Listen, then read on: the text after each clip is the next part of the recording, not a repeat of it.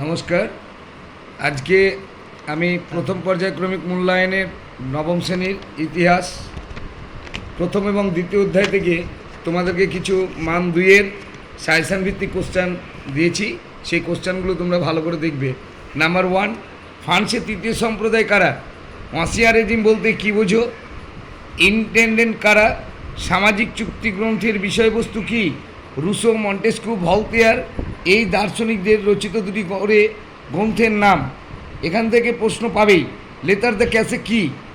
মানুষ ও নাগরিক অধিকারের ঘোষণা বলতে কী বোঝো? দৈব রাজতন্ত্র বলতে কী বোঝো? Civil constitution of the clergy কী? অ্যাসাইনেট কী?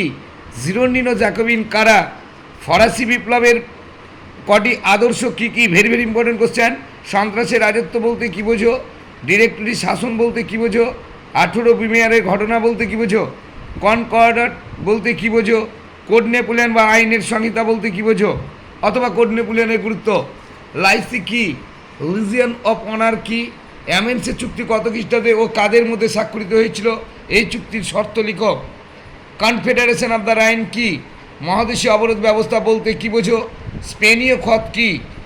পোড়ামাটির নীতি কি? কোন যুদ্ধকে জাতিসমূহের যুদ্ধ বলা হয় ও কেন?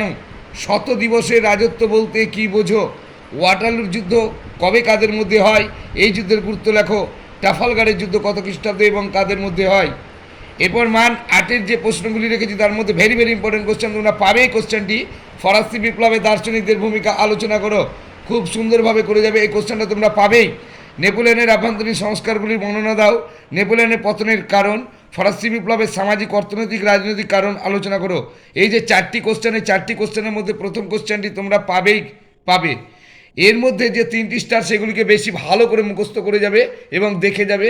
সেই কোশ্চেনগুলি তোমাদের অবশ্যই প্রথম পর্যায়ক্রমিক মূল্যায়নে কাজে লাগবে।